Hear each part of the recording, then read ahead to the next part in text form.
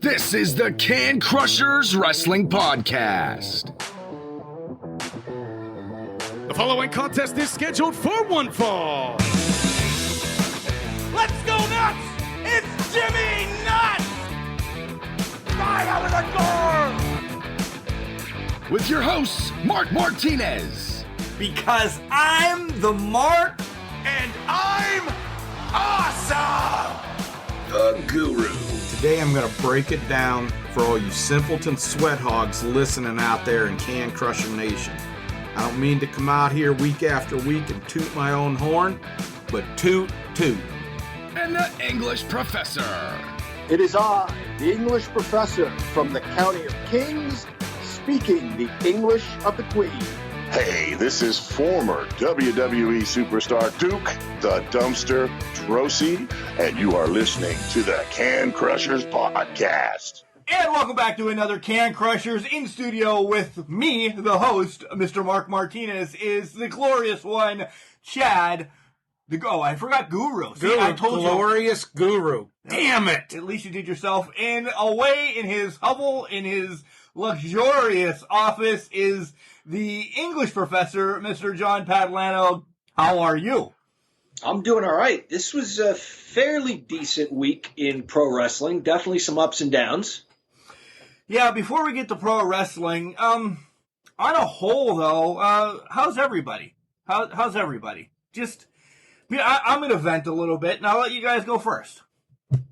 If we're going to stay away from wrestling, then I'll hold my peace till we talk about our downer of the week. Okay, I know you're downer. Johnny? Yeah. No, I'm well. I am okay. And I hope the same for you, Chad and Mark. Listeners. And listeners as well. I hope you guys, I've had a horrible week. Absolutely horrible week. You guys have all known, if you're close to me, that I kind of haven't been at work for a while. Chad walked in the door. I've been in a funk. I really have. And I always want to tell you guys I'm transparent. And I think this is part of it that I need to come on and say I can't be all happy and bubbly all the time on this show. I love doing the show. 20 minutes before Chad got here, I just got done crying for no apparent reason. Just a rough day. Apparently, my wife told me I woke up this morning, 7:30, and kind of spewed some stuff and then grabbed her and went back to sleep for a while after another crying fit. I taking the time for myself, and it's coming around, but it's really not coming around fast enough. Guys I don't know, listeners, Chad and John know some of this. I don't know where this is coming from. I've hit a hole, and I'm in it. And I'm trying to climb myself back out of it. And this week, this is my horrible segue. And this week didn't help because of what happened. And we'll get to the in-ring stuff.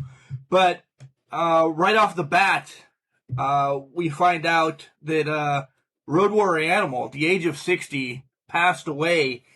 And John, I'm going to come to you first because Chad's got a lot to say. Chad's in a hole as well with me this week. You knock on the Road Warriors how there was 20,000 teams better than them, and you can still continue to list them and everything. You could still have a list going. I don't know. I just muted you once in a while, but far too soon as a human being. Too soon. I'll talk about mine, then let you go, and then Chad will go. We met him last year at WrestleCade, and we got an opportunity to take a picture with him. And when I put the shoulder pads on, he knocked my hat off, and he's like, "You don't take a picture with shoulder pads on with the hat on." All right, cool. I mean, he's a great guy. He is actually keep it Can Crusher wise. He was in the back seat or driving, I'm not sure. Manny really never told us. When we're having the Manny Fernandez spotlight, John, a year and a half ago, they were riding together. So once in a while you might have heard some words. It could have been Animal, because Manny has confirmed it with us. You know, he's like, yeah, Animal was in the car with me. He even says it on the podcast and everything. So still very in tune with wrestling. He's come to Imagine, which is in Altoona, Pennsylvania, to do a training session with them. Just an all-around great guy. And now I'm going to revert to this. I'm really bummed that Retromania really, and I love them, but shit the bed on getting this game out, because he was a huge advocate for this game. Between him and Nick Aldis, going to bat for this game, and it's not out yet. Animal now will not be able to see the return to a video game for him. And I know people are like, well, that's probably the least of his thing, but it's cool. It's something that, boom, him and Hawk are back in the game again. The Doomsday Device is on it and stuff like that. So it was a hard day. It really was a hard day when I saw that he passed. And I get stuck in a rabbit hole, and I read everybody's comment. I read Flair's and The Rock's, and, I'm on Twitter just reading what everybody has to say.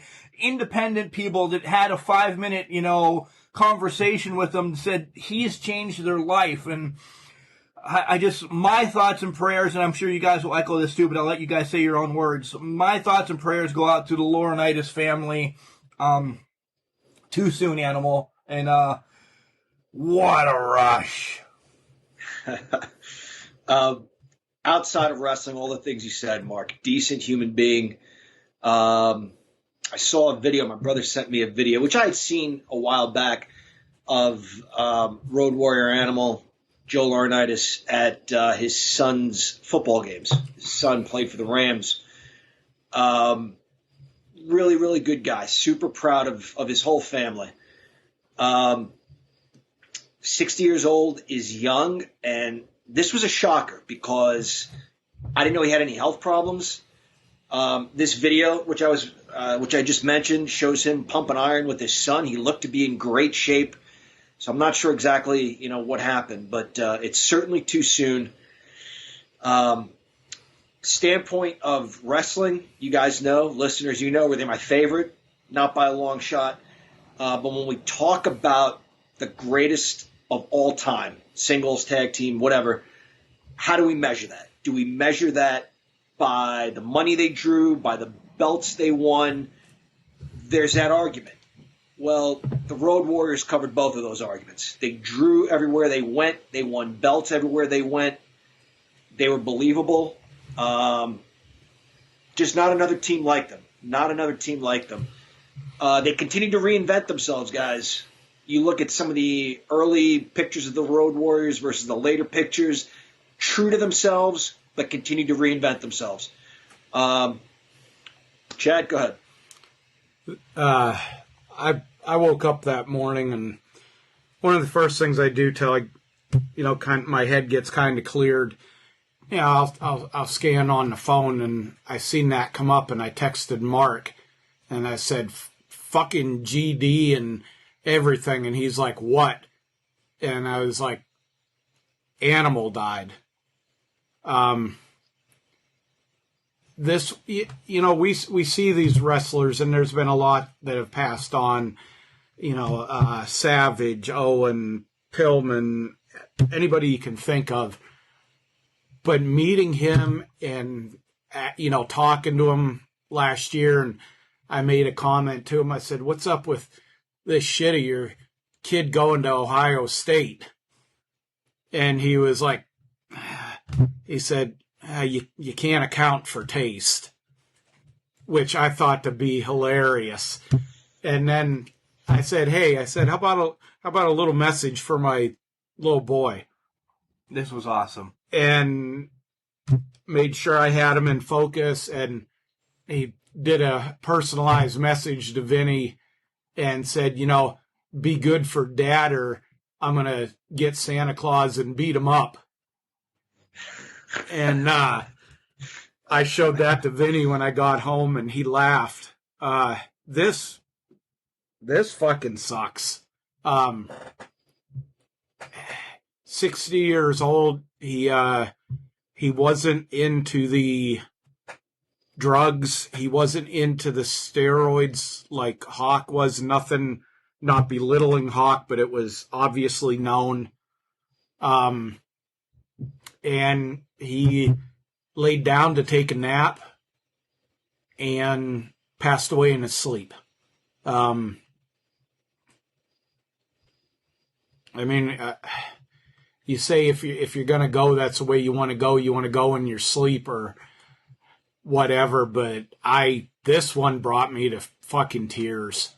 And it's just because he was a good guy, because he did so much for the business. And like Mark read, and I'm sure, John, you've seen the quotes and tweets and whatever everybody's put out. The single next to what Paul Ellering said about him being the leader, the engine of the Legion of Doom, the best tweet was by FTR. Short and sweet. He just said, "Without you, there was no road." True. And anybody knows exactly what he was talking about. Without the Road Warriors, they paved the road overseas for tag teams, for American tag teams. They were a tag team that didn't need the titles, but they got a run or two wherever they went. And I guess the biggest thing respect-wise, just two quick things here. The biggest thing respect-wise I'll remember with them is when they got their first World Tag Team title in the AWA. They beat Crusher and I believe it was Baron von Raschke. And for two new guys, for those old-timers to drop the titles to those guys was a huge thing back then. It just didn't really happen. And, is there really honestly any better pop than Road Warrior pop? When Iron Maiden hit, there just wasn't any bigger pop. And I'll always remember Jim Cornette talked about it and on other podcasts and stuff, and said that they were in Philadelphia going against the Midnight Express, the Eaton and Condrey version, and they hear the pop, and when they start coming down to Midnight and Jim get out of the ring, and Condrey turns to him, and he was like, "We're going to get the fuck beat out of us tonight." and they did that. And they got the shit beat out of them. And they did that a lot. But this is a sad loss. Thoughts and prayers out to the family and that. And there's often duplicated. There's never going to be anybody like them again. I agree. So, guys, I say we all have a beer in front of us. They're already open, but at least we raise one up for Road Warrior Animal, guys. Cheers, Animal. Cheers to the Road Warrior Animal.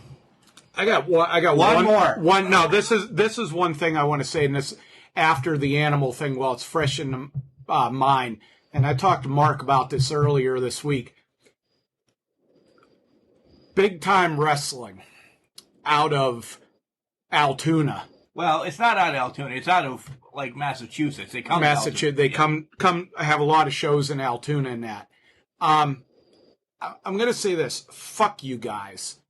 Because you guys are on the fucking net hawking Animal stuff by 6 o'clock in the evening. And when somebody questions it, and it was me among others, question it, isn't this a bit soon? You tell us we have the right to because we booked him. Yeah. Fuck you guys. You're not getting another cent of my business. Ever. And I don't give a shit who you bring in. To spin this, now, I'll give props to Al Snow and his boys at Collar and Elbow.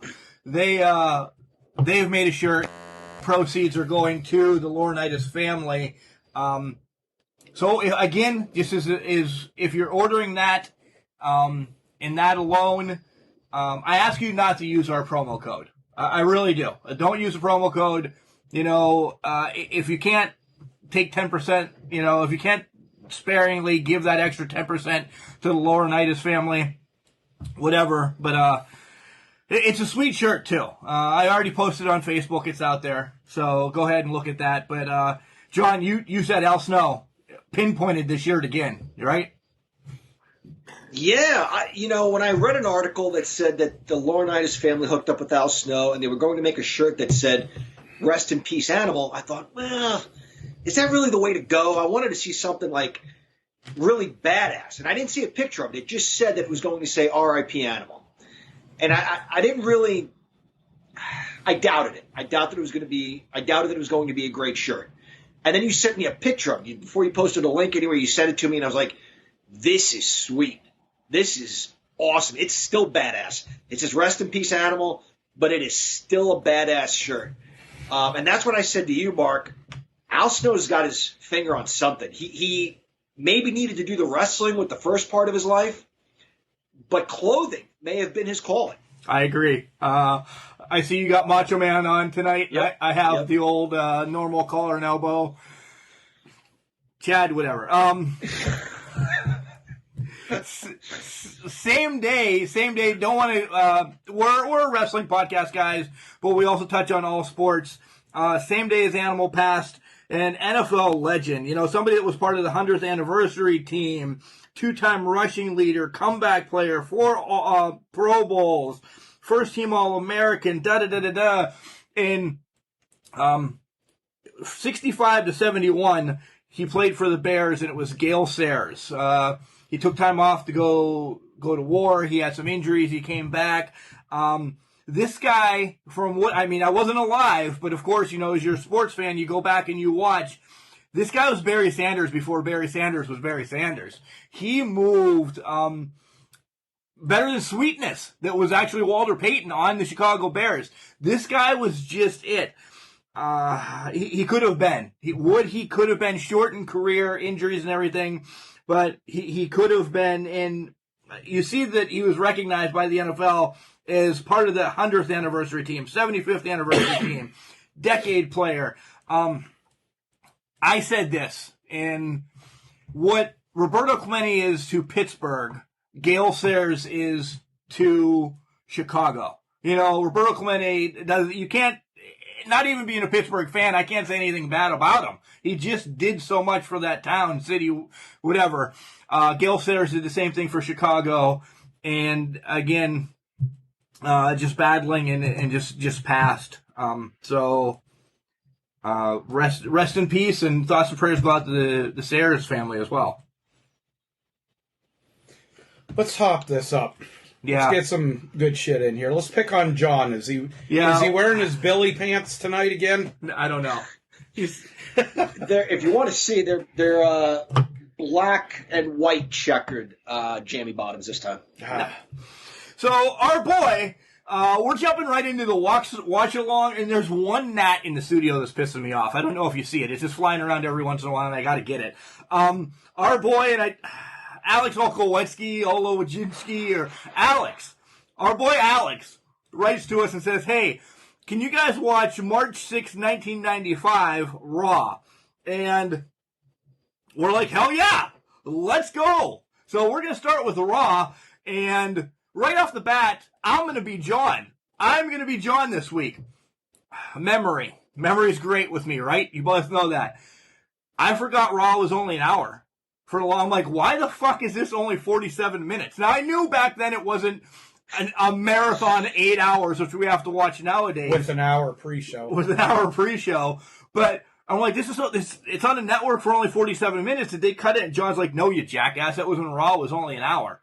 But did you have to help John find it on the network? He actually watched it before I did, so no. Holy shit. Thank you. Yep. Hell's freezing over. I told you, it's been a bad week. First of all, I'm going to start off with all the generic stuff that I love the old opening better than anything they have now. I love that. That. It's probably nostalgia because we're 3 old bastards that just don't like change. But I love that. And I loved having Vince and Cornette on commentary. It was fun. That's just my... It was a blast. It really was. Before we dissect it, I am sure you guys will agree, Chad and Mark, and probably a lot of our listeners, 47 minutes was more fun and more action-packed excitement than 3 hours that we see now. And we'll get to the stinker that was the 3 hours this week. But in 47 minutes, we saw so much more action, storytelling, all of it. Well, if you go, John, you might remember because, Mark can't remember shit. For the couple of weeks that we sat and actually timed like in-ring wrestling for the 3 hours, it wasn't it even less? Oh, yeah. Way less than that. It was in like the 30-some minutes in 3 hours. If you count bell to bell, Michael's music hitting, the Bulldogs' music hitting, that opening segment, that opening match may have been more wrestling action than you'll see in the 3 hours of this week's Raw. We'll discuss later. Yeah. For this week's Raw. Honest to God. Which we're going to spend less than 5 minutes on. It's not even going to be opening a beer. So if you're waiting for anything on this week's Raw, thanks for listening this week, and we'll see you next week. So HBK against the British Bulldog. HBK comes out with Sid. Did everybody see who the referee was? A young... Was it Kyoto? Mullet-wearing Kyoto. Looking great. Yep. Again, I said in these, I forgot Raw was only an hour. Bulldog was so thick. He was always big built to me, but he was so thick at this time, chest-wise. The barrel, he was, this is when he had the barrel chest, so to speak. Beefy. Sid gets involved. This is setting up for the WrestleMania 13. Is that where we're at? 13?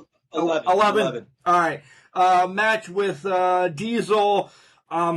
This was a solid match. I knew once they started pumping what the match was, and I knew who was going to win, but I was still on the edge of my seat thinking, holy Christ, this is a great match. Yeah, there was a lot of story behind this, too, that the commentary helped as well. Jim Cornette said that the week before we saw Diesel against Jeff Jarrett. So Diesel was preparing for a smaller opponent that was maybe a little more technical, a little tenacious, could maybe do some flying stuff. So that's getting him ready for Shawn Michaels. Now this week we're seeing Shawn Michaels getting ready by wrestling a much bigger opponent, stronger opponent, a powerhouse in the British Bulldog. So these guys are scouting each other. They're probably watching tape. God damn it, they made me believe I was watching wrestling. Can you believe that? Royal Rumble, this was the year Bulldog and Michaels started and ended. They were 1-2, and they were the last 2 men in. And everyone watching, thought that Bulldog won. Chad, you have said, Cornette has said that he would love to talk shit about Michaels, but he just can't. He's the greatest. Bulldog hit Michaels. Go ahead. Oh, I was just going to say, Shawn is a wrestler. You cannot, you can to a certain degree. He's a great wrestler. As a person, as his career, he was a douchebag. He was a cock blower. Sorry, Colin Maines hates us for that. For just shitting on our buddy Noodle hates us as much as we shit on Shawn Michaels. And it's like every week we shit on him about something because that's his boy toy. That's really Colin's boy toy. So sorry, Noodle. He deserves it. Right. in the days before Casey Catanzaro and the one guy from the New Day would Kofi. Was it Woods? No, Kofi. Kofi lands on the railing, lands on the roof, whatever. This was ahead of its time. Everybody thought Michaels was eliminated. He took a clothesline, flipped all the way over, somehow didn't hit the floor, pulled himself back in, and then dumped the Bulldog out. So there was that history. They had a 20-man battle royal. Bulldog won that one. So now this was the one-on-one. Great match. It had everything. It had some high flying, some power. The spot with Michaels maybe trying to do a short arm scissor and Bulldog powers out of it with one arm. Good stuff. And you get some controversy at the end with Sid getting involved. Yeah, another great match. Bulldog, I don't want to say vastly underrated, but I don't think he was given the credit for being the technical wrestler that he was because he was so big and he was such a powerhouse. Michaels, you got to give the devil his due. He was damn good. This was something that I know you fuckers are listening to us. Do shit like this. Have matches that are competitive, that make sense between guys other than the fucking Lucha House Party and Ricochet. We'll get there. One last thing I want to say about this match. Bulldog was a little lost at this point. I don't know if he had begun teaming with Luger quite yet as the Allied Powers. Maybe he had. Nevertheless, he wasn't in a huge storyline at this point, but he could always be depended on to deliver a great match. You need 20 minutes. You need a good match. Put the Bulldog in there, and he'll deliver. Next thing I want to bring up is I forgot Bam Bam Bigelow did Slim Jim commercials. Not as good as Macho Man, but not even close. Yeah, I just forgot that. Stupid. Todd Pettengill was there doing a recap of the press conference. Why did they give so much time to this press conference? I know it was about Mania, but my God, Todd Pettengill and his mullet looked worse than Kyoto's. My God, did we all dress like that in the 90s? No, I didn't. Yeah, no. This was the Lawrence Taylor, Bam. Bigelow build up. And honestly, that wasn't a bad match. Although Taylor it wasn't bad. What could you expect for them? Other than Dennis Rodman, Karl Malone, maybe? No, shut the hell up. But Bigelow, the guy that he was, he carried him. It was, man. Well, what I take out of this press conference was what was funny about it was when LT kissed him on the forehead and called him honey. And it's just like he fucking broke up just wanting to be pissed at him and everything. And it was just one of those things. It's like, that son of a bitch. And you had to laugh at him. And Bigelow said afterwards, it took all that he had to not bust out laughing when he did it. Yeah. God rest his soul, too. Todd Pettengill talked about everybody that was there. He mentioned the Howard Stern show, which is funny that he mentioned them because Howard Stern trolled him. I mean, the press was asking, how do you prepare? You've been in the NFL, but you've never wrestled. What's your regimen? And I won't get into the stuff the Howard Stern show was asking because it was Howard Stern. And it was offensive. It was great Howard Stern then, not whatever he's doing now or whatever. Yeah. All right. Next match is Bob Backlund against Buck Quarterman. This was the Opie time of calling him Opie, and he snaps. We knew Buck Quarterman didn't have a shot in shit of winning this, right? But I was all right with it. I love this is the time that I loved. I hate using after talking to Horowitz and the Killer Bees and all those guys. I hate the word jobber anymore. I really do. I'll pay respect because whatever. But Buck Quarterman did what he had to do. He put on a good match with fucking Bob Backlund. He did put on a good match, and there was never a point we thought he was going to win. It's not like that Shawn Michaels story that he tells where DiBiase was breaking him in and said, I'm going to give you 3 pins. And they were so believable. The fans thought there was going to be an upset that Shawn Michaels was going to beat a young Shawn Michaels was going to beat Ted DiBiase. I never thought for a second Buck Quarterman was going to beat Bob Backlund. But he had his moments in the match. But they told the story that Backlund just has the pedigree, the experience, the athleticism. He was worlds better. Toyed with the guy until it was time to put him away. Backlund in the chicken wing. Was there anybody that has ever made that move or anything close to that look that devastating? John's pretty good at it. John is pretty good at it. When he's putting it on a stuffed fucking teddy bear, that's one thing, but no, he's done it. His Hulk Hogan doll. No, he's done it at school a couple times too. Oh, was this when he threw you off the bleachers? Mm-mm. It wasn't. That was a scaffold. That was just a scaffold match that we just beat the shit out of each other. Go ahead, John. There was a point where guys would sneak up behind girls and snap a bra or grab an ass, which is horrible. Children are not doing that as much these days, and I'm glad to know that my kids don't do that. I didn't do that. I stuck up behind girls and got them in the chicken wing. I mean, full on body scissor chicken wing. in the hallway. They're screaming in pain. I deserved my ass kicked so badly. You had a posse with you all the time anyway, so... Yeah. You guys would make a circle around us so nobody could break it up. Right. The hell was wrong with us? Anyway, this was... go ahead. We're lucky we made it out of there with an education or alive. Right. This was leading up to Bob Backlund against Bret Hart in a submission match. Yeah, next week. So WrestleMania. WrestleMania. But they were meeting next week. Never mind. They were meeting next week. All right. Final match of the night is Stephen Dunn with Harvey Whippleman. I've always been a huge Harvey Whippleman fan. He just rubs you the wrong way, and that's why.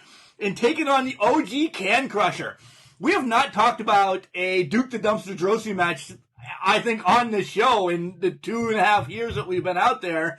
And the downfall is we don't get a lot to talk about on this match because there was no storytelling. This match was to have Jerry Lawler call in and just bitch about Bret Hart and this, that, and the other thing as well. But we've spoken with Doak. We've spoken with Duke as well, and he's a great guy. He really is. And he's kind of got his own podcast going now. I forget what the hell the name of it. Maybe Talking Trash with Duke or something like that. Give it a listen. This is a good match. This was a good match because I was excited that Duke did. I didn't know this card at all. I saw the thumbnail, so I knew it was Sean against British Bulldog. I didn't know what else we were going to get. And when I saw that it was going to be Duke the Dumpster, man, this was good. I loved it. It was a good match. Duke was good, right? Yeah. I mean, he had some good power moves. He could move for a big guy. This was an enjoyable match. I liked Well Done as a team. They were Midnight Express-ish. Ish, yeah. But this was probably well after that ship had sailed, and I guess he was with Harvey Whippleman. True story about Harvey Whippleman. The couple of times I went to Raw with, I don't know if I should say this on the air, but when I went to Raw with Billy, my buddy Billy Mark, he got his tickets from Harvey Whippleman. Yeah. Harvey's, I guess, is from Pittsburgh. Yep.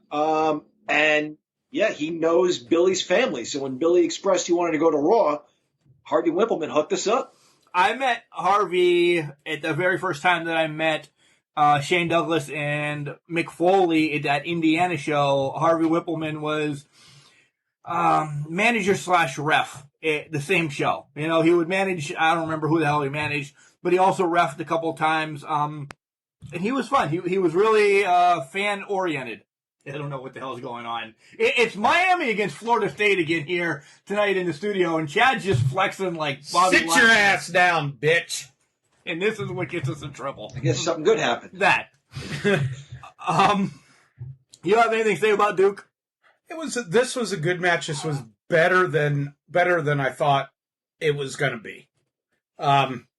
Before we go off of that, something you mentioned, Jerry Lawler calling in and bitching and setting up. Happy anniversary to Jerry Lawler. Celebration tonight, 50 years in the wrestling business.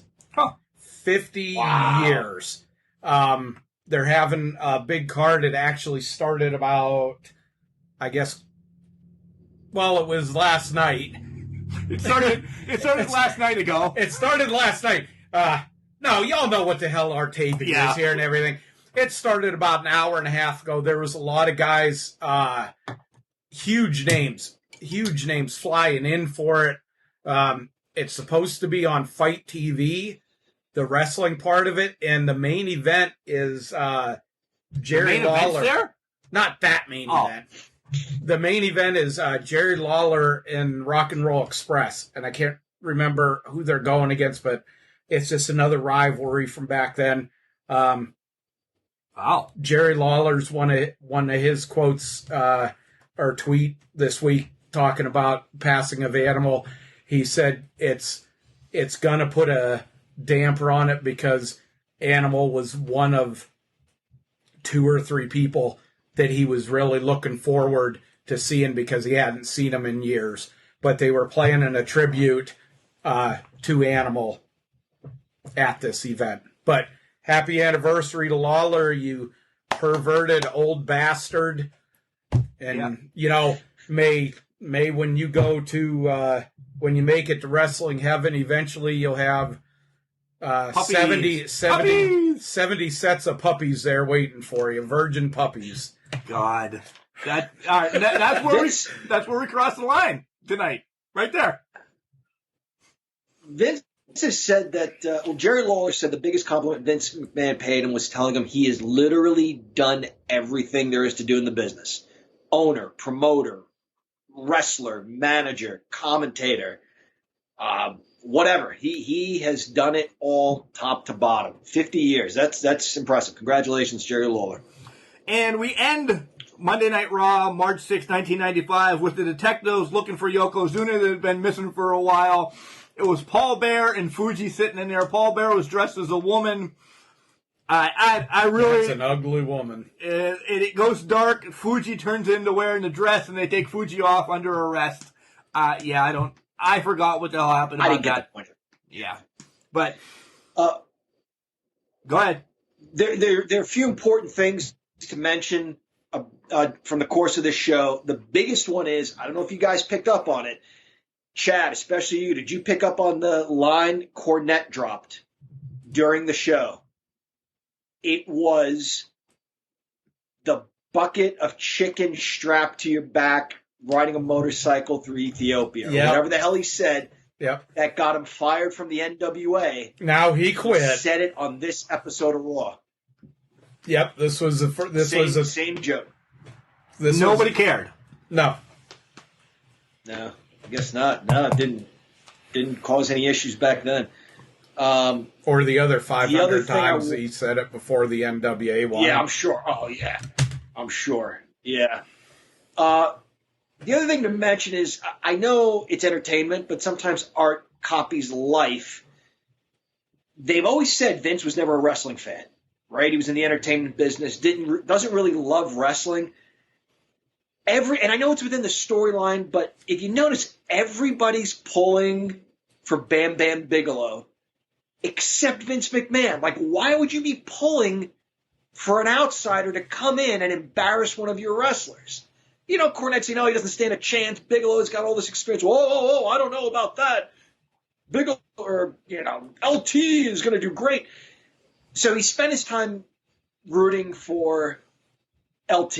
So that's kind of, in my opinion, art imitating life. And then the final thing I want to mention is when Lawler called in, I've heard Cornette say one of the things that drove Vince crazy was when he was surrounded by Lawler and Cornette, because Vince is one of the northernmost people in the world, and it drove him nuts to be surrounded by the two most southern people in the world. Yep. So I remember reading that, yeah. Yep. Fun show. Really fun episode. I like how it ends with the highlights, too. They threw the highlights at the end real quick. Little things like that is a great show. It really is. So, all right, let's give it some beers. What do we think on that 47-minute show? And we can't compare it to anything now, so we have to just compare it to back then. Okay. One other quick thing: Yokozuna was missing. He showed up at WrestleMania then as Owen Hart's mystery partner. So that was alluding to Yokozuna. 6 top to bottom. This was a fun show. Yeah, I can't disagree on that. Yep. You got 6 across the board. Hey, Alex, thanks for sending us this one. We really loved it. Let's do another one soon. Send us another one, Alex, if you want to. We'll talk about them. You've sent 2 so far, and they've really kicked ass. So you keep feeding us. We'll keep smacking them out of the ballpark. Next week, I'm going to let you guys know already. I have my copy of PWI 500 in hand copy here. We're going to talk about the PWI 500 next week. So we're not going to do watch along or whatever the hell we're calling these. So we're going to talk about the PW 500 and what's going on, and hopefully there's not a football game on, so Chad is actually engulfed in the conversation. But PWI 500, Paul Heyman's number 1, right? Yeah, Paul Heyman's number 1. Guys, Collar and Elbow, we talked about it earlier. You go on, you buy some shirts from collarandelbow.com. You can use the promo code CanCrushers, all one word. capital C in Can, capital C in Crushers, and buy the animal shirt. We've pumped up Al Snow. So here comes Al. When we come back, we're going to talk about Wednesday nights, and then we're going to talk about SmackDown, and we're going to mention the word Raw. That's probably about it. That's really about it. So we'll be back. Wrestling. A love and a passion we all share. I've started a wrestling brand. The wrestling brand. A brand founded on the aspects of wrestling. Two entities working together to create a product that connect emotionally for people everywhere. Collar and Elbow is the brand. Passion and love for wrestling is the drive. I am Al Snow, and this is Collar and Elbow, the wrestling brand.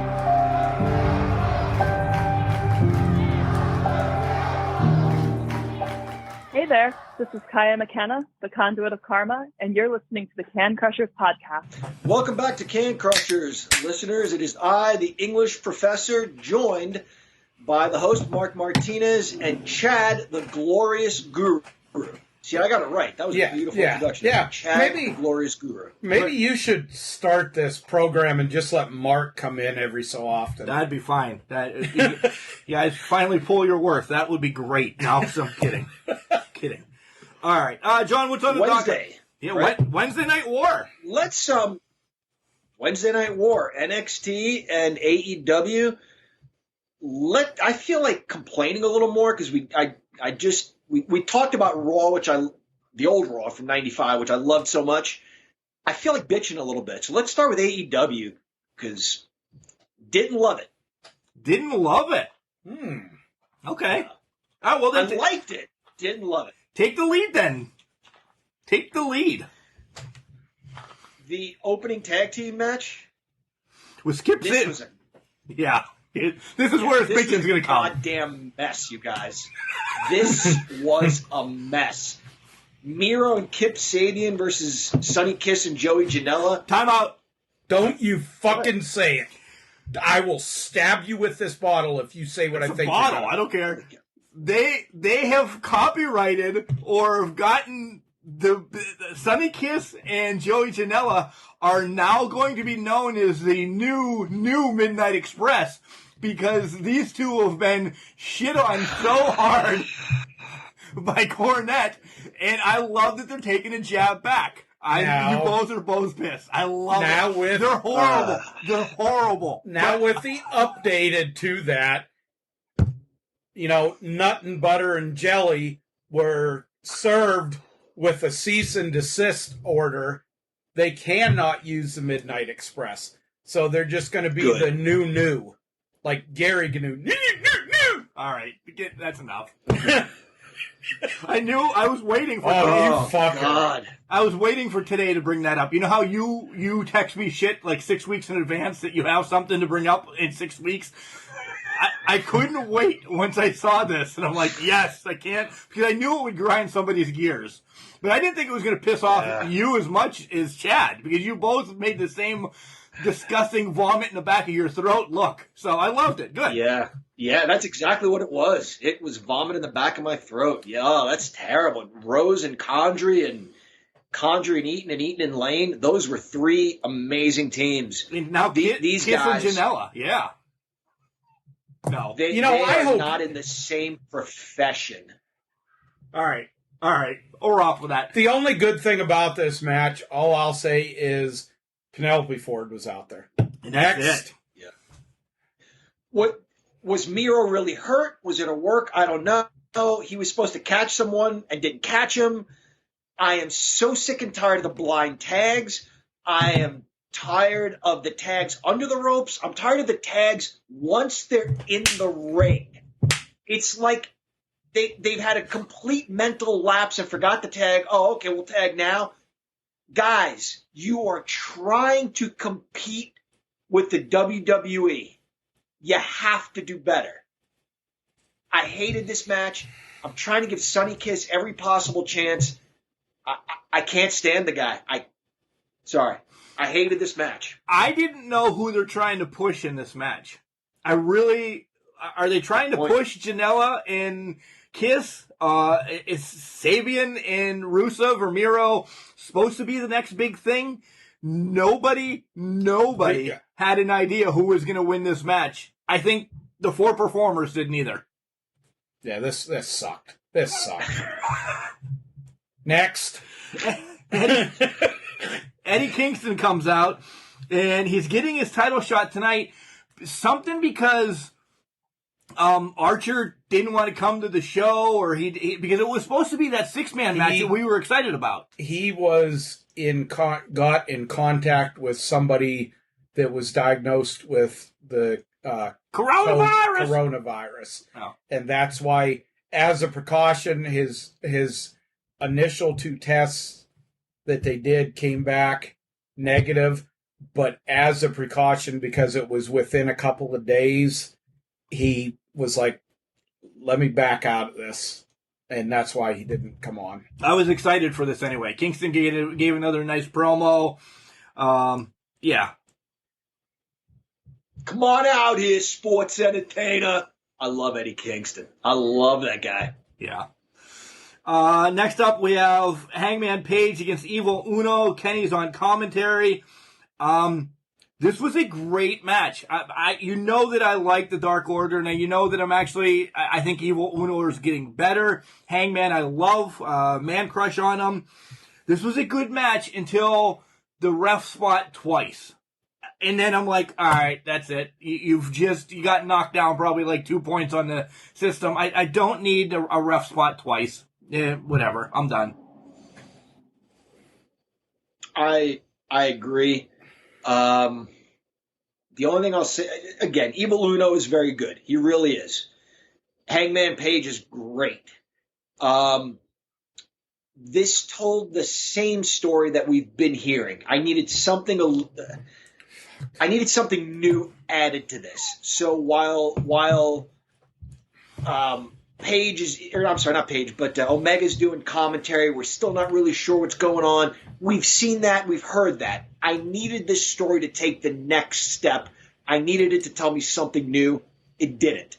Fine match, as those 2 guys can put on. But it didn't tell me anything new in the Omega Page saga. All this gave me was more reinforcement that Kenny Omega's the biggest pussy in wrestling. And I'll just like... And that was just him being on commentary? And that was just him being on commentary. It's like as soon as I heard, I was like, oh, that's a pussy Kenny Omega. That was it.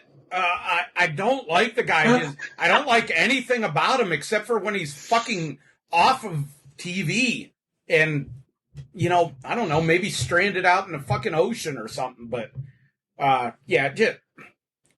I cannot. You're going to see me cry like a little fucking baby the day that Paige just beats the shit out of him. For happiness, not sadness. For happiness. I hope he breaks a bat over his nuts. Jesus. Oh, my God. I want this to be worse than when Jerry Lawler split Tommy Dreamer's twig and giggleberries with the fucking Singapore cane. Literally 15 seconds ago you said nuts. Now you have to say twig and giggleberries like we're a PG show. Well, I had to back off. Give you room to edit, if you need There's to. no editing. There's Okay. not fuck editing anymore. Tony is talking to the Young Bucks, and they know that they're out of line. They did some backhanded sorries. 2 questions sent to them about the FTR pisses them off, and they walk away. They take their ball and go home. Yeah, whatever. It's the Young Bucks. But it was a good segment. It established what it was supposed to. How many times have we seen the insincere apologies from guys we know are turning bad?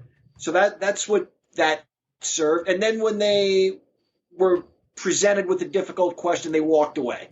So they're not the good guys we think they are. It was an okay segment. Didn't go on for too long. I thought it was all right. Yeah. I, just like Kenny Omega, I hate the fucking Young Bucks. The Young Bucks, this is how unintimidating those little fucking 14-year-old balding high school little bastards are.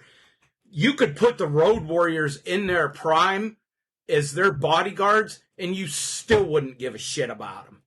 Wow. Because they're, as Fred Blassie used to, pencil neck fucking geeks.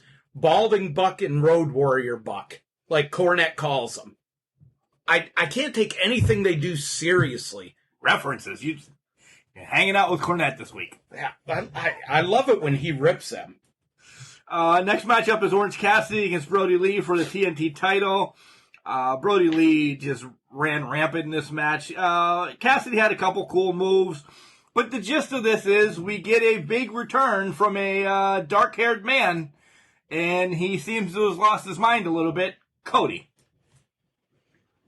I enjoyed this a lot. I think Orange Cassidy, yeah, he got his ass whipped, but he had some, like you said, some moments, some believable moments. I maybe didn't think he was going to win. My 10-year-old son was holding out hope. He's a huge Orange Cassidy fan. The match was very well balanced. We saw how dominant Brody Lee was, and then we see Orange Cassidy get his stuff in, and then we see Brody Lee win pretty decisively. But again, the big story here is what you said, Mark. Cody Rhodes coming back, and my son's a bigger mark than we ever were. Evidently, the color of somebody's hair means something. Oh, that was his hair color in the Bullet Club. I don't even know, but he knows. Yeah, this is, I'll laugh, and I'm going to side with your son on this one.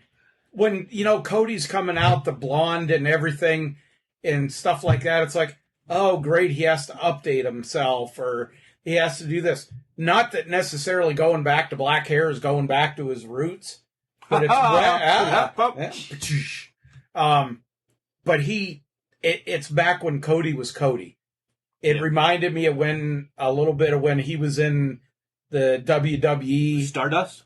No, before that even. Oh. It just brought him back. It's like, okay, this is Cody.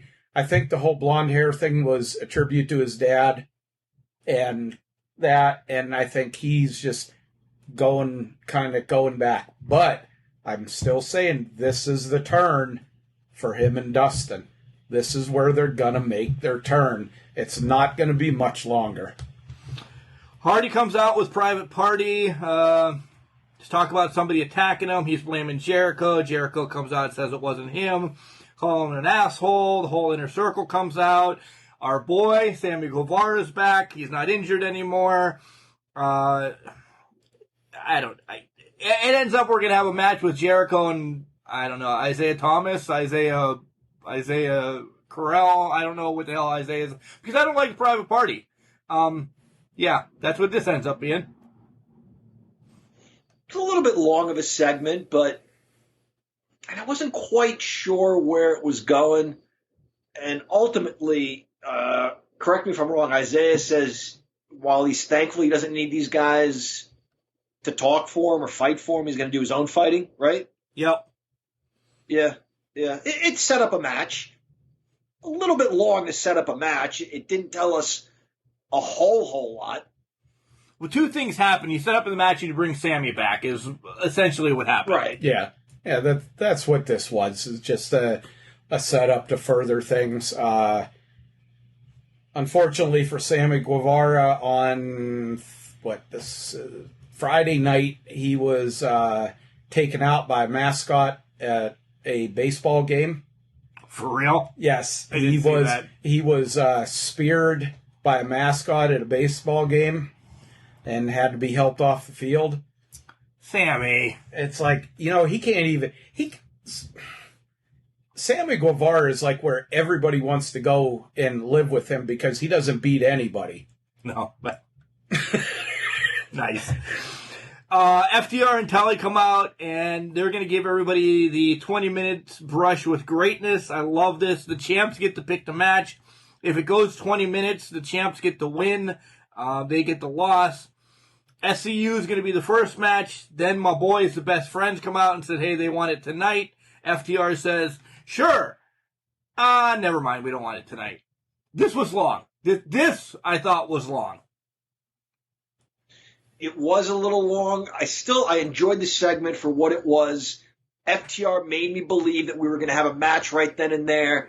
It's just such good, old school, dickheadish, heelish work. Yeah, we're going to fight. You know what? We're not. Sorry. They got me, hook, line, and sinker. I love what Tully Blanchard and even Arn Anderson have brought to AEW and the guys they manage. I was a little unclear on Tully's segment. I don't know. He could have played that up more. If they don't beat us, then we're declared the winners. If they don't beat us within time limit, we're declared the winners. He said something like, then we get a win in our column or something. I'm like, what the hell is he trying to say? Yeah, he said it wrong. Go ahead. He was supposed to say we get a check mark or whatever in the win column, and he kind of dicked it up a little bit. A little bit long on the segment, like you guys said. Tully, something that I still love about him, man, that son of a bitch can give a passionate promo when he goes. Still gives a passionate promo. And John, we got a new word to put into the dictionary. It was FTR and Tully were total dickerish. Dickerish. All right. That's what it was. Dickerish. You have to look that up. Yeah, all right. Next matchup was Thunder Rosa and Shida against Diamante and Ivelisse. Thunder Rosa instantly paying homage to Road Warrior Animal. Man, that face paint looked great. Thunder Rosa, you guys haven't known that, I'm ready. She can do no wrong in my book. Whatever she does, let's go. I love Thunder Rosa. This match was great. This was a strong match between these four women. The champions of that women's tournament that they had kind of had some of the first goings really taking it to the champs. But the champs find a way to win and show that they're strong. And I loved everything about this match. Probably favorite match of the night. Even over the main event. I agree. This was the best match of the night. This was a win-win situation for AEW in that it didn't matter who won. It was the right call. If Ivelisse and Diamante win, they've beaten two world champions. It makes sense. They just won a pretty prestigious tournament, and it creates more friction between the two women's champions. But if the women's champions win, it makes sense because they're two world champions. Bell to Bell was just great stuff. Obviously, there was better teamwork from Diamante and Ivelisse. It seems like eventually Rosa and Shida got it together. They got jumped, I guess, like right before the match started, right around the time the match started, which shows you that Diamante and Ivelisse had a game plan. Rosa and Shida maybe didn't have quite the game plan. This was really good. Easily the best match of the night. Good pacing, good storytelling, great action. Yeah, I can't say much that you guys haven't said about it. Great match. The only thing I kind of noticed, and John brought this up, you couldn't go wrong whichever way you went. But where I think this is going to feed to is now the champs are going to be like, yeah, well, I scored to win. You see who scored to win. I guess I'm better than you. Another match. And it's I'm all right with that. And all I have to say is Supercard. Aldis has gone on the record that he's talked to Billy Corrigan and he wants to work with, of all things, New Japan, especially MLW and Ring of Honor on a Supercard. I'm telling you it's coming, guys. That's going to be the next huge card. You've been tooting your horn for a while. So, toot if it comes. You can't say it yet. Because it'll be here. It'll be here. All right. Jericho answers Isaiah Cassidy is his name, because I actually wrote his name down this time. Then MJF comes out and says this is deplorable. MJF, thank you for coming on the show. You saved some of it. Yeah. Good segment between these guys. We talked about this not that long ago where they were arguing over, do you want to be in the group? I don't know. Do you want me in? I don't know. Do you want to be in? And on and on. This was a similar segment. They must have heard us talking about it and said, oh, the Can Crushers really like it. Let's do something similar again. They argued over who called whom a loser and who they really meant. And, of course, they threw Tony Schiavone under the bus, which is great. I love Tony Schiavone, but it's great when that guy takes verbal abuse. Skivone. Yeah. Chad, anything? Yeah, everything that you could expect from these guys, the two mouths on the mic. And you could hear when they were talking, they were saying about Tony Schiavone, you could hear the other commentators kind of chuckling in the background a little bit. So this was funny. Brings us to the main event of Jon Moxley against Eddie Kingston. This was a fucking battle. This was nothing but a battle. I know they already have the match set up and whatever. This had me hook, line, and sinker. I thought Eddie was going to win it. I really thought Eddie was going to win it. My question is, why did we have to hear that he wore the black and gold because of Pillar of Heaven and whatever the hell Executioner was or Excalibur was saying? Stop. I don't care. He wore black and yellow that night because he's a pillar of heaven. What? Not one person cared. Probably nobody realized he said that until I wrote it in my notes because I was so pissed off. Because I was like, this is stupid. I don't know what the fuck excrement was talking about. Nobody does. This was great. John? I love the way JR trolls him, though. It's, well, everybody knows that, Excalibur. Right. Yeah, I don't know. He mentioned stuff that, but he's a smart guy, right? He's got his ear to the ground and knows a lot about the business. Yeah. This was a very physical match. The chops were the hardest I've ever seen. And we have talked about chops on this show. Those were absolutely vicious, especially Kingston's chops to Moxley were just vicious. The strikes, the brawling, very, very physical match. Very, very good fight. At the end, Team Taz comes out, beats everybody up. Hobbs and tries to help. Then Darby comes out and helps, but the Kingston clan's too tough and they stand over the good guys. I like this. I like the way it ended. I like that the bad guys had the moment at the end. Agreed. Yep. It makes you want to tune in next time. Yeah, it makes you want to see what are the good guys? What are the faces? Because this is an actual part where we know who the faces and heels are. What are the faces going to do? Are they going to bring in somebody else to combat this? Are we going to have some type of elimination steel cage match? What are we going to do here? Ooh, are we going to have what the hell? Are we going to have a War Games type of match? We were supposed to a long time ago until coronavirus hit, and then remember? Yeah, wrestling was off for a week. Not a great show, but to your point, Chad, you always know who the good guys and bad guys are on an AEW show. And you know who the shitty guys are. Kenny Omega and the Young Fucks. Absolutely. In the new. All right, let's transition over to NXT. And I wasn't a big fan of the Battle Royal.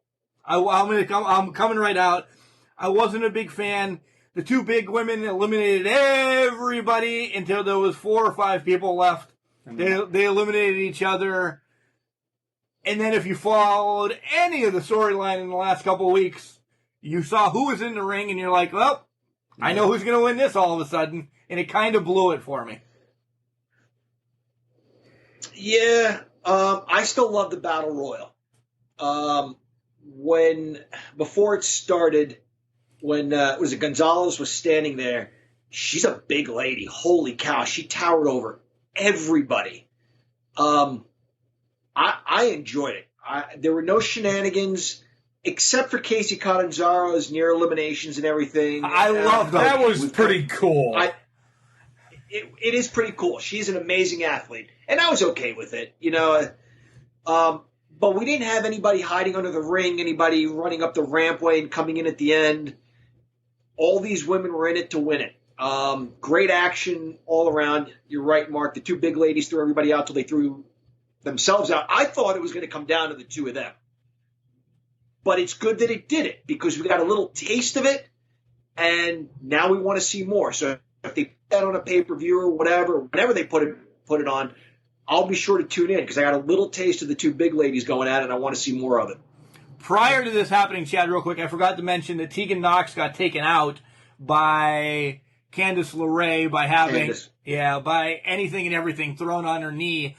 And prior to us recording, I said, Chad, it's a storyline, but Chad's like, no, she's legit having MRIs and shit done that she might have tweaked her knee again. Might have torn her ACL. And she might be legit out again, so this is a way to get her off TV in case anything is hurt. Yeah. I'm with John. You suck, Mark. I like the Battle Royal. I didn't know. I said I liked it. I was just upset that all the big women threw everybody out until the last 4 or 5, and then I knew who was winning. I didn't say I hated it. I just said I would have wished Shotzi threw somebody out at the beginning, or just so they sprinkled it. Ripley and Raquel threw everybody out until the last 4. Yeah. That's what pissed me off. I like that you knew when Tegan wasn't in there. I knew before it even started you knew who was gonna win it at that point. And all I got to say about Candice LeRae, oh my God, does she not have the bitch factor of an A++ going on? Yeah, but that turns you on a little bit. Oh, well, that's besides the point, but she still has, oh my God, that bitch factor. She's like, I'm good. I know it. You guys suck. That smile is so shitty. But how good is she, though, when she was a super baby face? She was totally believable as that, too. Yep. She's better as a shitty face smiler. I agree. And I don't mean it mean, but you know what I mean. Yeah. Right. You talked about Fandango being Sherlock Holmes, and this is where we see him. This is the greatest concept in a long time. I love this, and Regal looked like he was perplexed by it, and we get the match later. Why the fuck hasn't this been done before? This is an amazing... You have 4 tag teams, split them up, throw teams together. The winning team has to fight each other. This is awesome. I love this. I loved it. And the match was even better. And we'll get to it, but go ahead. Yeah, I agree. This is a really interesting concept. The only thing I will say is if this were the exception, obviously it's a brand new concept, but if this sort of way of deeming a number 1 contender were the exception, I'd enjoy it a little more. AEW tells us wins and losses matter, records matter. That's how we determine number 1 contenders. One of my favorite parts of WCW back in the early 90s, it was an hour show, 2 hours, whatever. I loved the 1 minute it took to go down the top 10. I loved it. It made it believable. NXT has a lot of, this match means there's a number 1 contender. We're going to put 8 guys in one match, and whoever wins is number 1 contender. We're going to split up these 4 teams, and then those 2 teams will fight, and whoever wins is number 1 contender. It just makes it feel like anything else they do along their journey is meaningless. Touché. The wins and losses don't matter as much. Still a very good concept, though, and it was a great match. Was it strong? No. We'll get there. We'll name them. Sorry, go ahead. Okay, go ahead. Yeah, it was, a little bit innovative, a little different twist. I liked it. Regal still, man, that dude can still act and just put on a good face because he genuinely looked like, what the fuck? Yeah, and they just walked out. And then, yeah, it was like, it was great. We get Ciampa against Atlas. Guys, I don't have much to say about this. Ciampa just beat his ass. I went to the bath. I really didn't even watch this match. I don't know. Ciampa as a bad guy is so much better than him as a good guy because he just looks like somebody. He looks like he's deranged. A deranged biker dude in a back alley. What's the guy that, not Dahmer, the other guy, Mason? The one that Mr. Level showed us all the videos in high school all the time. With the Helter Skelter. Charles Manson? Charles Manson. Yeah. Charles Manson. That's who Chopper reminds me of. All right. Holy balls. What? Charles Manson. Oh, jeez. Yeah, I did want to talk about this match for just a minute. I thought it was very good. I had a feeling Ciampa was going to win. I really never thought he was going to lose. I have talked about how believable Stone Cold was back in the day. That even when I knew everything was out in the open and had been for years, I still hated the guy because I was such a big Bret Hart fan. That when you watch the documentary and you see him talking to Stone Cold or working out their match, it still was unbelievable to me because I thought they hated each other. That's how believable Stone Cold was. There is nobody since Stone Cold that has made me believe in who they are more than Tommaso Ciampa. I wholeheartedly believe there is something wrong mentally with that guy. His performance is so subtle but believable. See? That to your point, Chad, I believe he is sick in the head. And what did we talk about when Kamala passed away and that we miss those guys that you're fucking scared of. The ones that you sit down and shut your pie hole until they're on the other side of the ring before you cock off to them. So you guys are I just said it more bluntly that he reminds me of Charles Manson. Everybody would be scared of Charles Manson. Yeah. My point perfectly. You guys just made my point stronger. When he was leaving, though, did you guys think he was going to turn around and come back? With all the times you look, yeah. Every time he turned around and looked back, I'm like, oh, he's coming back. Oh, God, this poor kid in the ring. And then he did it. That's what a psychopath does. He makes you think he's going to hurt you, and then maybe he doesn't. He's brilliant. He is brilliant. Told you. Charles Manson. There you go, Mark. See? He'll probably hate the reference and anybody else that listens to it, but yeah. All right, now we get to the match that comes up. It's Birch and Strong against Mendoza and Eichner. And Aichner. Yeah. So Eichner. I say Aichner. Well, yeah, whatever. Eichner, tomato. I think they say Eichner on TV. On the old NXT, right. on the boob tube. I love this. I really did. Birch and Strong get the win. So, Era's still in the tag team division. This was a great match. It really was. It was excellent. With Strong and Birch, you had almost some imperfect tag team action because you're not a team. And it just seemed like they maybe, a team gets a new pitcher and they say, hey, these are the signs, or a new catcher, let's say, and they run through the signs quickly before the game. They may not be exactly on the same page, but they work through it. Strong and Birch gave me the sense that they had a quick meeting and said, here's what works for my team, here's what I like, all right, cool, here's what I like, and they somehow made it work. It was imperfect, and in that regard, it was perfect. To me, it almost seemed like they had to kind of stop themselves from being better than they were. I think unintentionally, because they're both so good, that they kind of had to make it look a little choppy when it could have been seamless. But holy shit, Roderick Strong, him and his attitude recently in that, holy balls, he's pulling it out. You're seeing a different Undisputed Era. As you'll see at the end, Adam Cole hasn't been seen now in a couple weeks. Kyle O'Reilly is going to do something at the end that, whatever. I think the Undisputed Era is going to be Strong and Fish, but I heard Fish might actually be on the DL. Just saying that that's a legit thing. He might be on a DL from something that happened. Oh. Next matchup, Austin Theory against my boy, Damian Priest.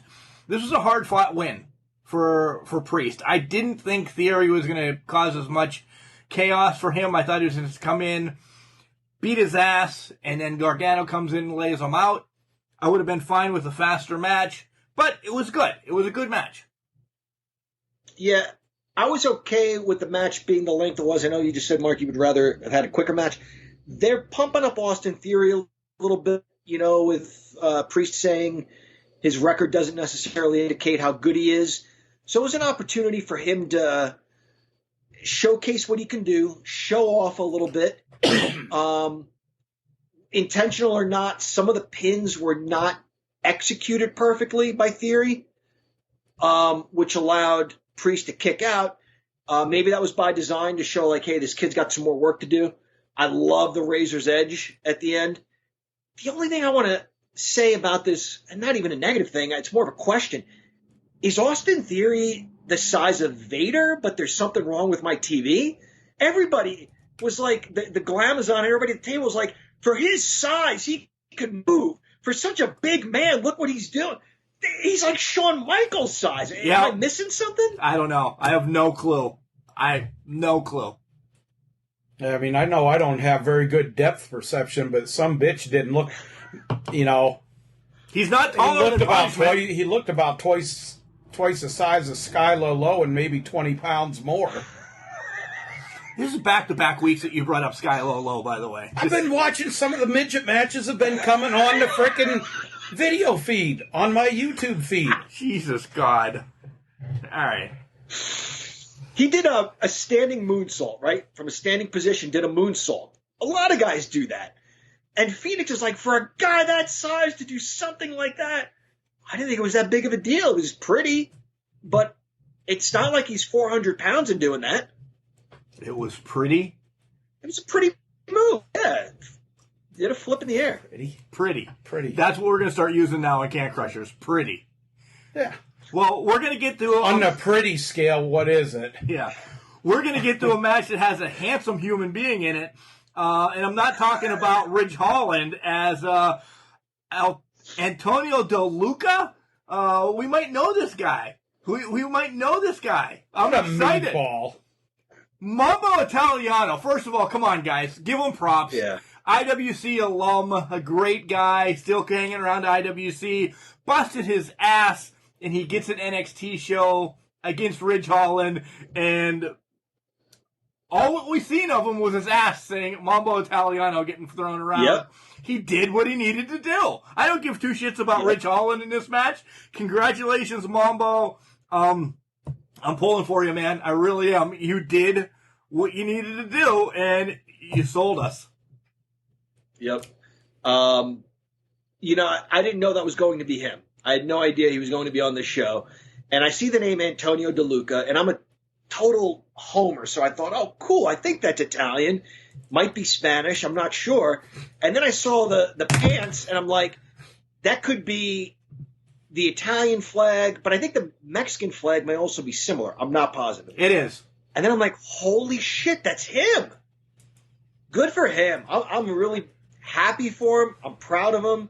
Go ahead. What? You are so bad at recognizing people. Outright fucking horrible. Like, if they would walk by you in downtown of Bellevue or something, you wouldn't know that it's who it is. There's just some people that are recognizable. He's one in IWC. Yeah. Like, Palace could walk by you, and you're like, I think I might have saw the guy that has wavy hair and purple pants at IWC. I don't know. You were so bad. Like, as soon as it was on there, I'm like, holy fuck, you got a match. Instantly. I didn't recognize him. Instantly we were tweeted. We were live when Britt got her shot on WWE TV. She was on Raw there. against Nia Jax. We were there. We were there. And you still sent me a text on the other side of the arena. Is that Britt? And your son's like, Dad, that's Britt. Let me ask Uncle Mark. He was like, how many years ago was that? He was like 6 or 7 years old at the time. Yeah. Because we had just seen IWC. He's like, Dad, I think that's Britt Baker.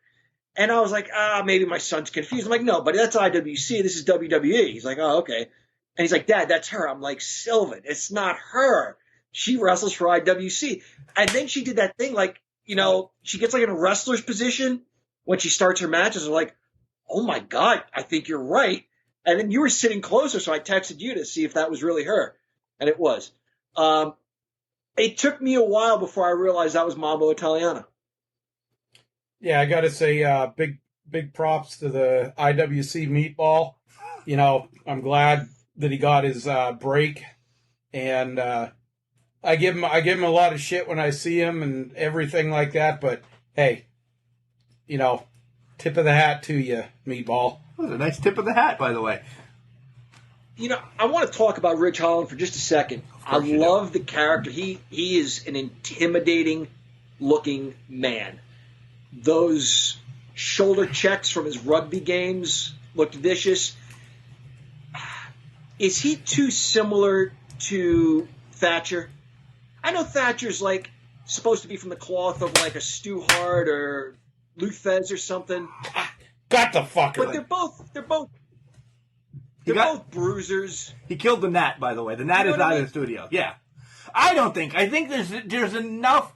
He's a bruiser that wants to fight in roughhouse where Thatcher wants to dismantle you. There's enough in between them that I think I'm all right with.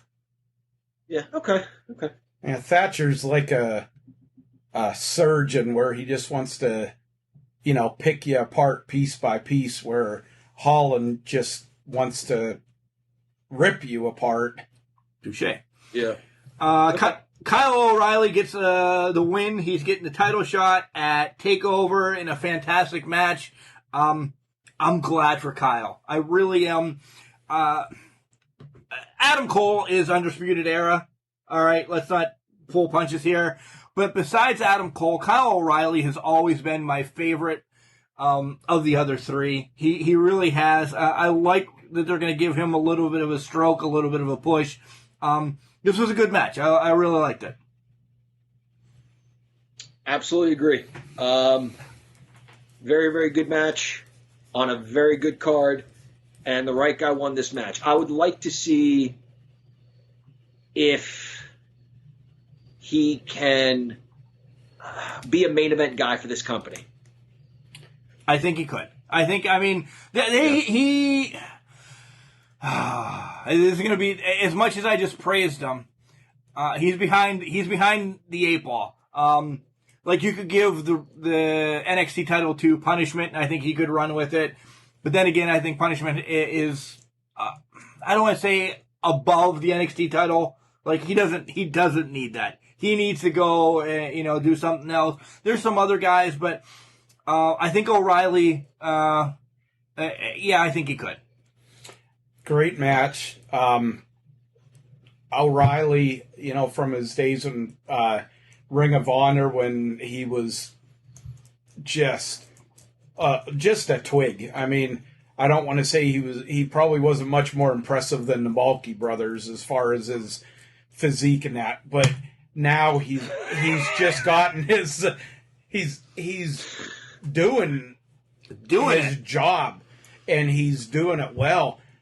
I'm going to go on the line. I don't think it's going to happen, but I would not be surprised to see him beat Finn Balor for the title. I really wouldn't. This was another interesting concept of a match, too. Have they done anything like this before? We've seen gauntlet matches where whoever wins stays, but have we seen anything where, like, every 4 or 5 minutes somebody else comes in and you can pin or submit that person? This was interesting. This was interesting, yeah. I didn't think so. So, all right, let's go to SmackDown first because I definitely like that better, and we can talk a little bit about it, a little bit. Who do we want to put? 7 minutes on WWE as a whole. I'm going to hit the stop button at 7 minutes. So if we just end out once I start to stop the stopwatch on 7 minutes, that's all I'm giving Raw and SmackDown. 7 minutes. Deal? Is that enough? Deal. Yeah. All right. So, ready, go. All right. I don't know. Let's talk about SmackDown and say the Uso Roman Reigns Promo at the end was unbelievable. I love how they dug into the family a little bit. If you're thinking Jey Uso has a chance in hell of winning the match tonight, you're a fucking lunatic. So what do we think of that? It started out as an interesting sort of, they're family, but they're fighting. Hey, it's great. We still get along. We still love each other. And it quickly turned to Roman Reigns saying, make no mistake, I'm in charge. I'm the man of this family. I'm going to kick your ass. It took an interesting turn. I'll say that. Alpha, Sika, Rikishi on there, a little bit of background, then Rikishi's like, my boy's done with this shit. He's tired of being second fiddle. This was great. Does he stand a chance? No. But this is going to be where Roman 7 minutes, Chad, gets the ultimate dick on him because he's gonna do something cheap. It's going to be a multiple nut shot or something to win this match. I'm excited about the IWC triple threat ladder match tonight. We'll make predictions.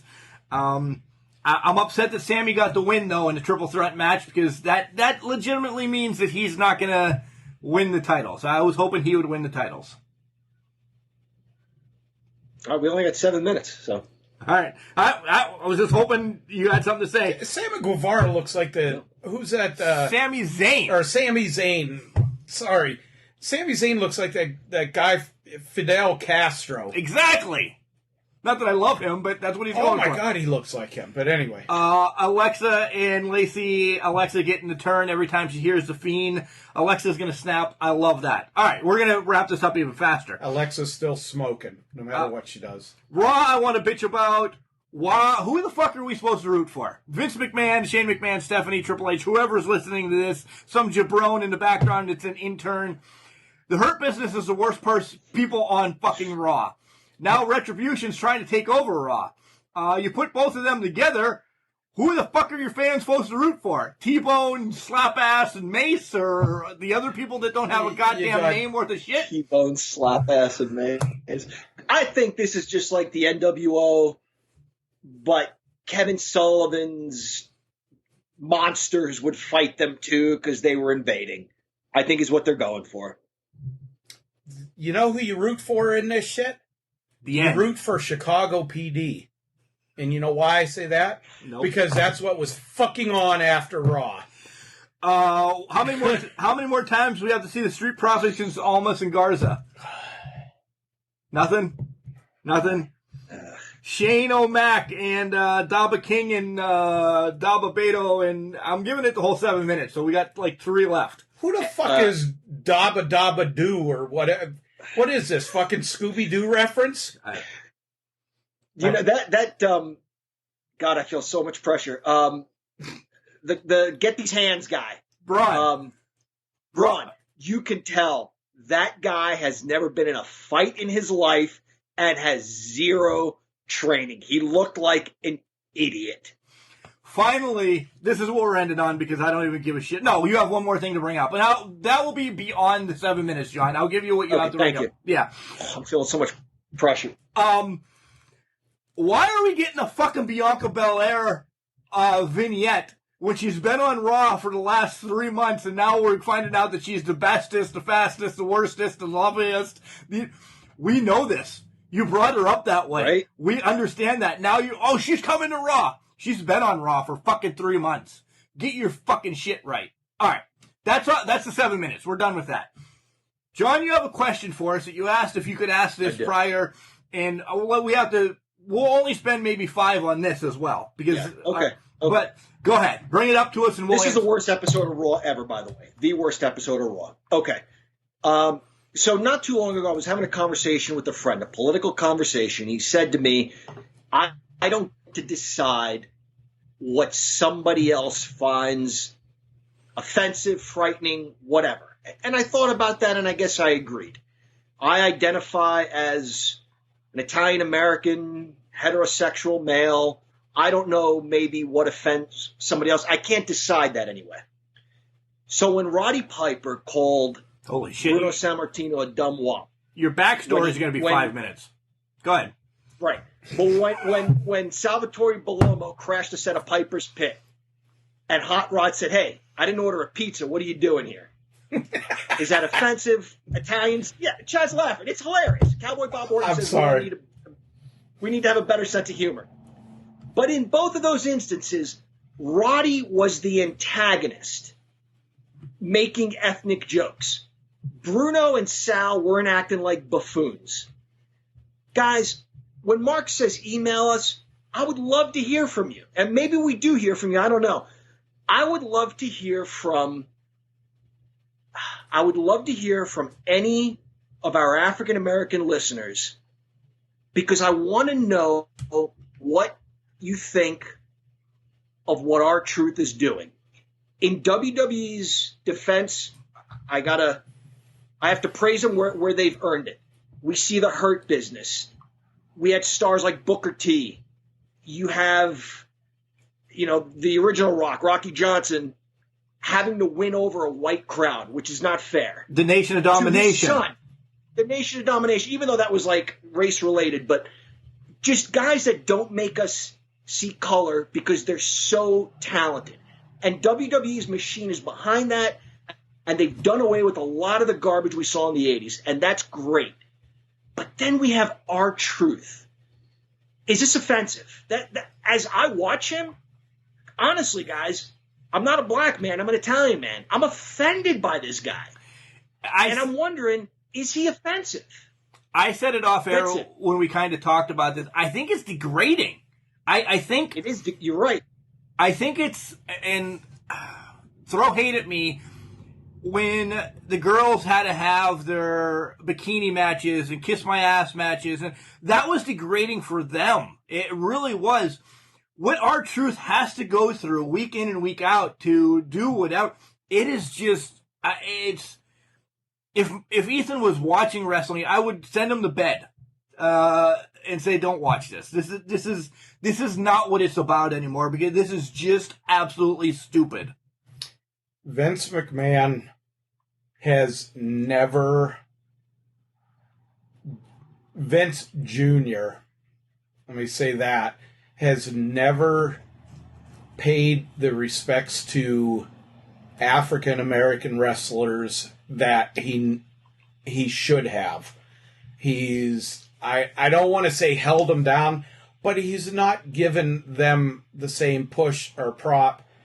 And, I think of The Miz, the most untalented motherfucker that there is, and he gets a long world title run. He gets a WrestleMania main event.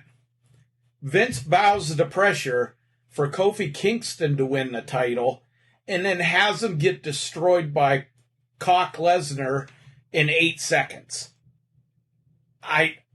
Vince just has never, his father was one thing. Bruno, Pedro, the Samoans. His dad was more in tune. Vince, not so much. Yeah. Great points, John. Great question. And it's just pinpointing one person. It's just horrible. When, was it Sting was on a boat? Like, I don't know, he was out on a boat and Vader planted a bomb on the boat. Jesus. You guys remember this? And the British Bulldog is running into the... It's when WCW teamed up with Baywatch and the British Bulldog was running out to the boat to save Sting and it exploded and we thought they both died. And then they're there the next week. No, hey, we're fine. We got out just in time. That was so dumb. But at least it was about Sting and the Bulldog and Vader. What was he doing on the beach? He was scared of a shark that wasn't a shark. I couldn't tell what the hell was going on. He's just acting like a buffoon.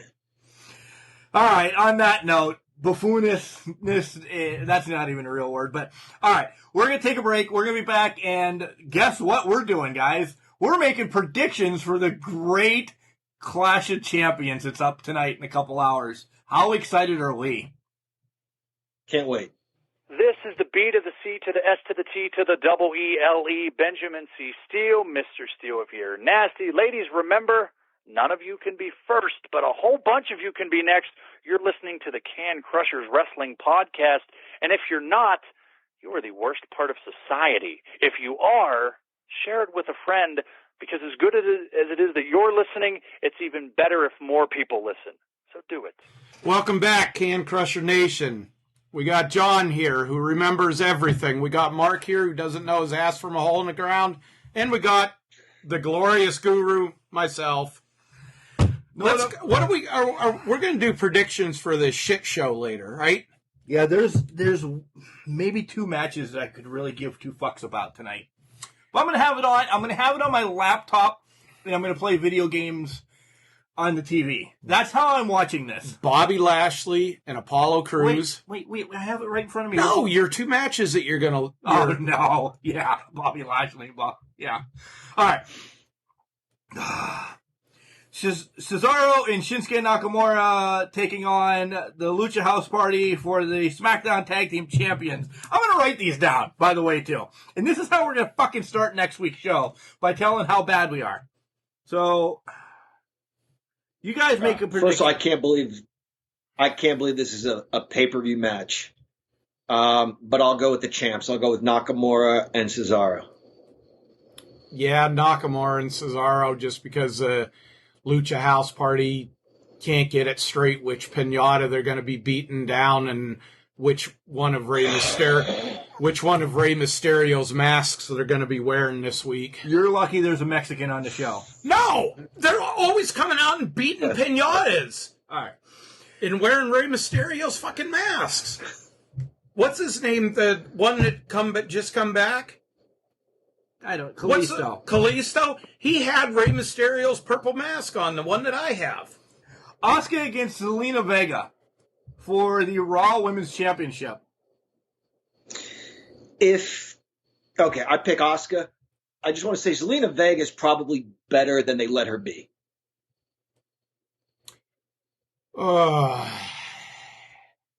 I got to go with Asuka. I don't see them pulling the title off of her, but I think this is going to be a lot better and more competitive. I agree. I think this is a way that we've had a tease with Peyton Royce. Come on, guys. I think they're really going to start pushing Peyton Royce. She didn't lose to Asuka. Asuka didn't beat her. I think we get a match there, so Asuka retains. Up next is, Bobby Lashley against Apollo Crews for the U.S. Championship. Again, I like Bobby Lashley in the Hurt Business. I think he's good as part of a faction. I'm going with Bobby Lashley. Are they allowing fans in this? Not yet. Not yet? Well, then I guess I was going to pick the concession stands as being the winner during this match, but since we can't do that, I guess we'll go with Bobby Lashley. Well, we're all together so far because I don't see how you can switch this off with the Hurt Business kind of being the biggest thing right now. You can't. But does regurgitation come down and cost Lashley the match? I don't care. Yeah, it's a possibility. Yeah. The Raw Tag Team Champion match, the Street Profits against Andrade and Garza. And all right, go ahead. Jesus. I'll tell you what I think about this, so go ahead. I'm pulling for Andrade and Garza, even though I think the Street Profits will win, but I'm going to go with Garza and Andrade. I got to go with the Street Profits. There's too much. They're setting up Andrade and Garza for a full-fledged feud, and I think this is a breaking point. John, you're absolutely right. I completely agree. I would like Garza and Almas to win this, but if they do, that means we get this fucking match 17 more times with 17 more fucking different outcomes. So, God damn it, I hate the Street Profits as much as I hate the Young Bucks. So they better win. Move along from this. Break up these guys right now and have a match next week. I don't care. I'm going to throw an interesting what if out there. I'm still going to go with the Street Profits. But if Andrade and Garza win this match, Vega's gone out of the picture. Do they bring back that announcer that Andrade and Garza have been flirting with? The pretty short one. I can't. Do they The bring one her from The Bachelor? Or I thought you meant the girl from The Bachelor. No, from that's been interviewing. They've been flirting with, and Selena Vega was jealous of her and being a bitch to her. Do they bring her as their manager just to piss off Vega? I hope. I don't know. Something stupid to think about. All right, yeah, that was asinine. All right, well, fuck you. If it happens, I'm going to come down and slap you. I'll probably be hunting or something stupid. Nia Jax and Baszler against the Riot Squad. The champs. I'm going with the Riot Squad on this one. I think that just because I don't like Nia, I'll throw it on her. I think she's going to do something stupid to piss Baszler off, and Baszler's going to fucking crack her a good one, and then the Riot Squad's going to win the tag belts. They're not losing yet. They're teasing the breakup. I don't think it happens yet. Yeah. So, Nia and Shayna. The SmackDown Women's Championship match, Bayley against Nikki Cross. This should be a quick one, guys. It really should be a quick one. Bayley. Nikki Cross. Are you fucking kidding me? Why? Wow. Why? Because Sasha's going to cost Bayley this match. No, it's not. They're not. No. You were just an Why don't you be right about everything? You were just an asshole. You were just an asshole. You fucking watch it. If that happens, I get to come down and slap you twice. I'm locking the door, and you're off the show. That's it. That's done. Fine. Oh, you're going to do that to Miggy? He ain't going to have any more toys. Oh, this is true. So we're poor. A match that I'm actually interested in, the IWC Championship. No, the Intercontinental Championship between Hardy, Styles, and Zayn in a ladder match. This will probably be the best match of the night. Clearly. Yeah. Sami Zayn. I think, we talked about the similarities between Razor Ramon and Shawn Michaels, 2 belts, ladder match, and Razor won that. I think maybe they flipped the script here. What if Shawn Michaels would have won? So I'm going to say Sami Zayn. I'm going to go with Sami Zayn. I think what's going to happen is AJ is going to feign an injury and kind of be pulled out of the match, and Zayn's going to do something dastardly to Hardy, maybe punch him in the groin through the ladder or something like that. So I said I was unhappy on SmackDown when he got the win, and I didn't think, but I was still going to go with Zayn. So all of us are going with Zayn. I would be excited. I hope so. I really do. I think he adds something to SmackDown. He can talk. He can wrestle. I think we could still get a goddamn match between him and Daniel Bryan, which I would love. A real good old school ROH match. Next up, we have the Universal Championship match. Roman against Uso. Roman. I think it'll be okay. It won't be terribly good though. But Roman Reigns wins. Yeah, Roman. Yeah, without a doubt. He just got the title. He's not losing it yet. If Jey Uso wins this match, I will shave my eyebrows and eyelashes off if he wins the title. I'm glad you said that. Oh, and that'll be the picture next week. Yeah. All right. Drew McIntyre, Randy Orton ambulance match for the WWE Championship. Oh God, I could not. Randy Orton. I got to go with Lucky Charms on this one. Wow. I am going Orton as well because Drew has had a nice little run. As far be it as it's been non-fan run. This is the perfect time to get it off of him. We're almost in the time. We'll build up to WrestleMania next year. We can wrap back around. If there's fans at WrestleMania, he gets his pop again and he wins it back. It's a nice little break. He can go on and feud if Keith Lee would have something to do with this match or anybody else. So I think they're going to put the title on Keith Lee by the end of the year. By the end of the year, but I think he's going to beat Drew for the title. Ooh. I don't think it's going to be Orton. All right. Because there's more interest in... Go ahead, John. Go ahead. I was going to say, never mind that the Lucky Charms guy, the Lucky Charms mascot is Irish, and the Scottish psychopath is, I don't know, Scottish? Irish, Scottish, it ends with an ish. It's all right. Oh, my God. All right. Anyway, so that's the wrestling for the week. But before we sign off and say our goodbyes and do our things to pay the bills, last Sunday I want to tell you guys kind of what I did. I showed Chad. John has not seen him, so he's legit going to get a pop when I show him via Skype. We took Ethan out to eat, him and Grandma and a friend, and we went to the old Red Lobster because that's where he wanted to eat. I wasn't feeling it, so I had just fish. I didn't have anything really fancy, hidey-tidy. But prior to that, we had to go to the mall to get, we burn incense instead of candles in our house because they last longer. They go around the house, and there's so many great flavors. Nonetheless, there's a new toy store in the Du Bois Mall where there's always something happening. In the toy store, they also have comic books.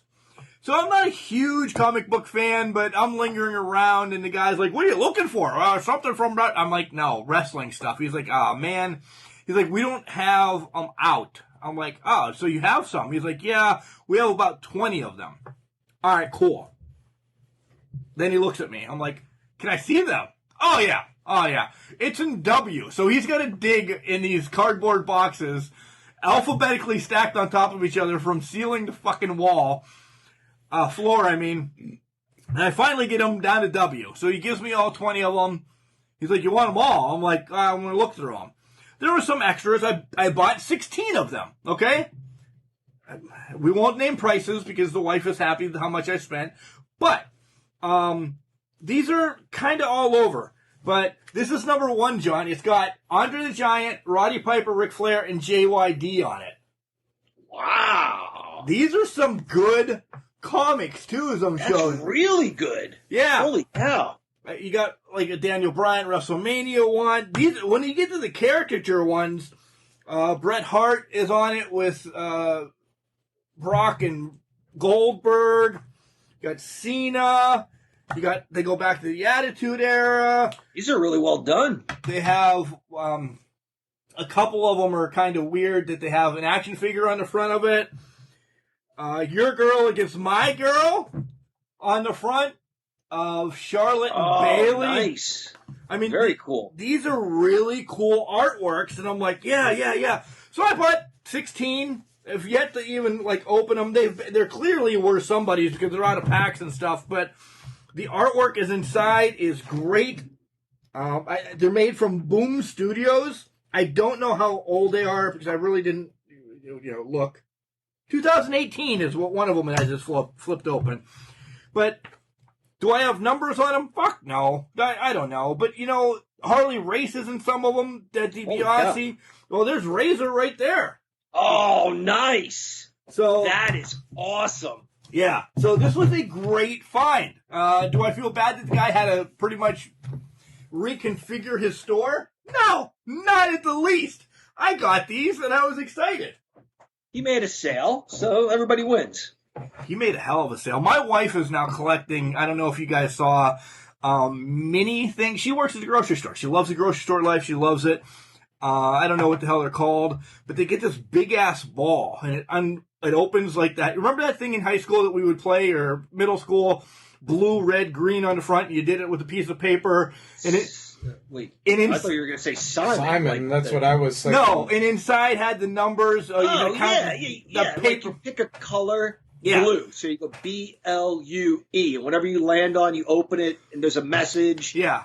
You're an asshole. You're in love with Jody. Whatever. Yeah. Well, it opens kind of like that. And inside each one of these 5 containers is a mini brand. Of little things that she's going to start collecting, like a mini Mentos, the Fresh Maker, or a mini Axe, or, they're just little knick-knacky things that, they're cool.